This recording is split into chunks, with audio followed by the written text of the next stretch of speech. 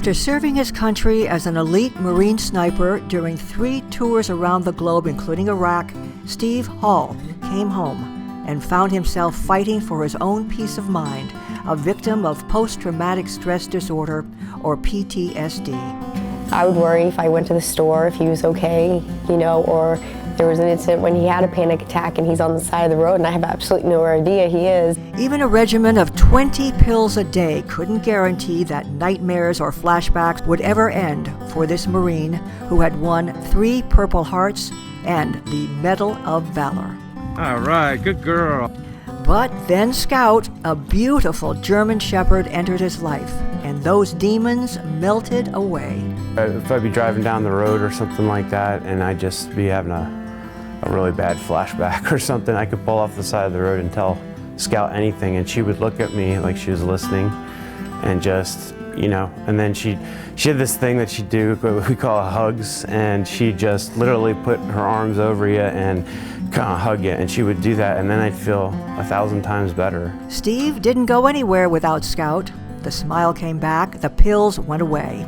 Steve's wife Stephanie felt she finally had her husband and her family back.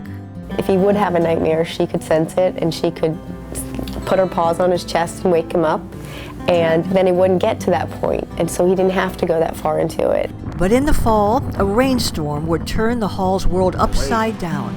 Charleston was hit by the 1,000-year flood, and Scout became the victim of a rare fungal infection caught by wading in the floodwaters. With their own vet unable to help, the Halls turned to Charleston Animal Society. Kristin Kifer, with the shelter's Pets for Life program, was there to greet them. We tried everything that we could here at the shelter, and we even reached outside of our shelter to specialty clinics to try to save Scout's life, and unfortunately in the end we weren't able to save Scout's life. Scout died in December, and her loss sent Steve into a spiral. He began to pull away, his flashbacks returned, he felt lost, angry. Stephanie feared he was having a breakdown and that the PTSD was back.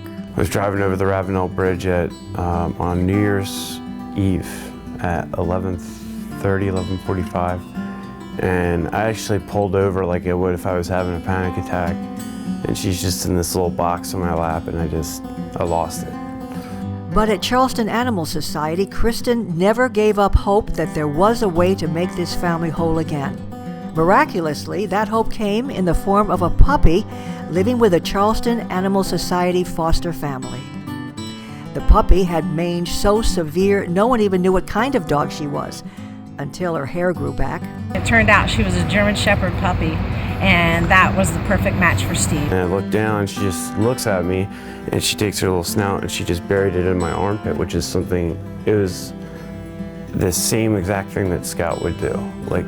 It was like Scout was telling me, okay, it's gonna be okay.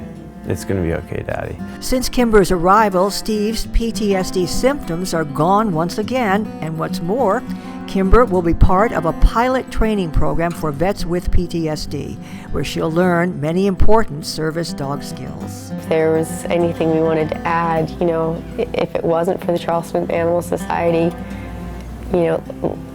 life obviously goes on, but it wouldn't be life. It wouldn't be where, it'd be hospitals and going back through that. They're so dedicated and they're so amazing, and they care, and that's different.